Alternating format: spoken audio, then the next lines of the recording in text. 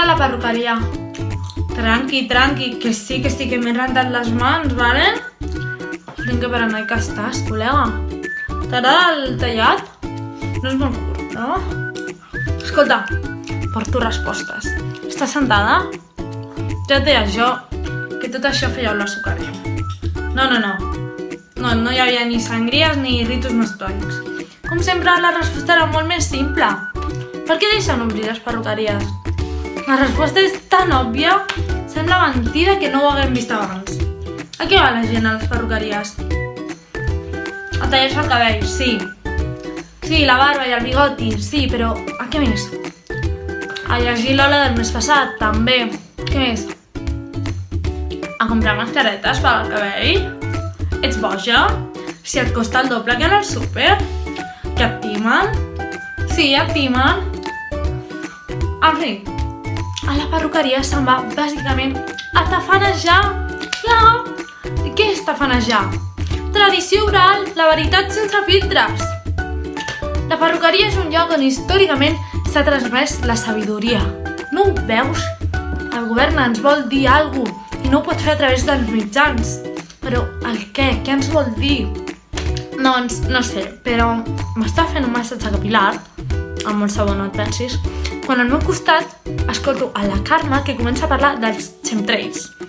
Ja saps, les esteles aquestes que deixen els avions, amb les que rocien a tota la humanitat.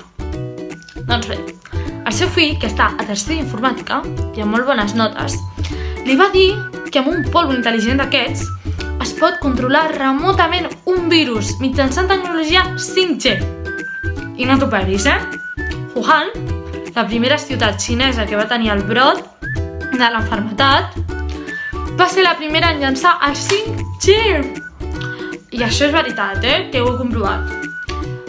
Podria ser que la població xinesa hagués implantat el corona a través de vacunes obligatòries per activar-ho després. No responguis encara. Com que fake news? Què punyetes dius? Mira, la Toñi, que és la confiança, jolín, la Toñi, clar que la coneixes, la del súper. Doncs per allà passa molta gent. I un dia va escoltar a un guiri, que s'allotja a l'hostal de la cantonada, dir que al seu poble hi havia hagut un estrany augment de morts a causa d'un vaporeig de cigarrets electrònics. Li va preguntar que quan havia passat allò i li va dir que a l'octubre de 2018. La Toñi, que és molt fluixeta en aquestes coses, va estar buscant per Google i va trobar que aquella data coincidia amb el tancament del laboratori militar de Fort Detrick. Per riscos de seguretat? Casualitat? Però és que encara hi ha més. La friqui de la Júlia, Cris, tia, m'escoltes? Cris, vale, ja està. Vale, segueixo. Va llegir fa anys un llibre. Espera, que me vaig apuntar. Aquí. Los ojos de la oscuridad de Dean Koontz, del 81. A què no adivines de què anava? Anava d'una infecció mundial provocada per un virus gestat en un laboratori a la ciutat de Wuhan. Hola? Durant l'any 2020. Que per què el govern volia que sapiguéssim tot això? Per mantenir-nos distrets, per no culpar-los a ells. Qui sap, tia.